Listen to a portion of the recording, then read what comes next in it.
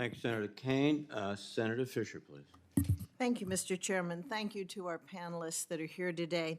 I'd like to begin by asking you to share your assessments on the current status of war in Ukraine. So, and hopefully I'm going to be like Senator Tupperville and we'll do yes or no unless you feel a driving desire that you have to explain further. We'll start with you, Doctor. How would you assess the current state of the Russian military in Ukraine? Well, they're struggling to perform better. On the other hand, they do have, a few 100,000 more people that they can throw into this war, and they've learned a little bit from their mistakes, but still, they're struggling. Thank you. Ms. Masika. I don't think they've culminated in a Clausewitzian sense, but their combat effectiveness is definitely degraded. They're trying to find a solution, and I think that they're trying to use brute force tactics to close on the Ukrainians as quickly as possible at a very high cost. I don't think they're capable of large incursions anymore, not for several years until they can properly regenerate armored force and rebuild their missile stocks. That being said, I do anticipate incremental gains in Donetsk and Luhansk, potentially a little bit more in Zaporizhia. I don't have a timeline on that, but probably towards the summer, that's what their intentions are. When you talk about the Russians using brute force, yes, brutal tactics, will the Ukrainians suffer through that and remain strong? Their will to fight is very strong, but this is taking a toll on them.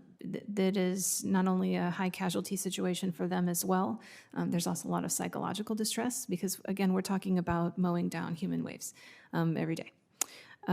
Also, they have specific needs that are emerging from this type of fighting, and we're talking about ammunition, small arms, 50 caliber, mortars, artillery shells to counter this. So, I know we talk a lot about ATACMS and F-16s, but I would just like to point out that they have immediate small arms needs to include morphine. Thank you. In general? Senator, thank you. I think you're heading to a war of attrition like we're seeing around Bakhmut right now. The longer this war goes, it accrues to Russia's favor. That's the reason it must be terminated as quickly as it can while Ukraine still has the advantage. Russia will have the advantage. Russia is learning right now, as we're seeing around Bakhmut, where they're changing how they fight, the tactics they are using by sheer mass and heavy use of artillery. They're going back to the way the Russians used to fight before. General, how important is it that the United States and our allies continue to be supportive to Ukraine for their psychological reasons and to show the Russians that that we will be supportive to the Ukrainians? How does that play into your previous analysis that you just stated?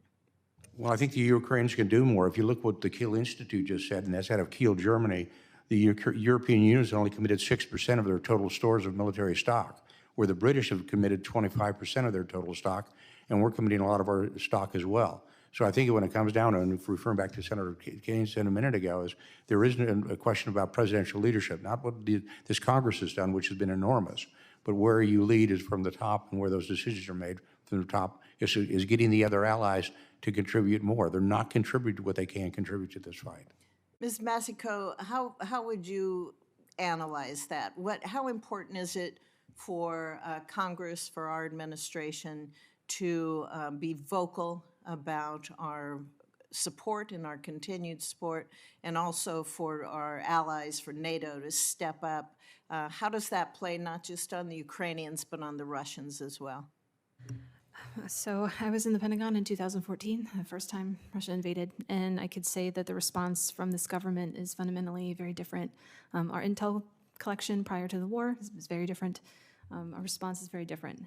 I do think the Russians are deterred from the upper end of their escalation. I think they remain absolutely terrified of our air power. They don't engage us in cyber attacks. Are we too slow in getting to Ukraine what they need?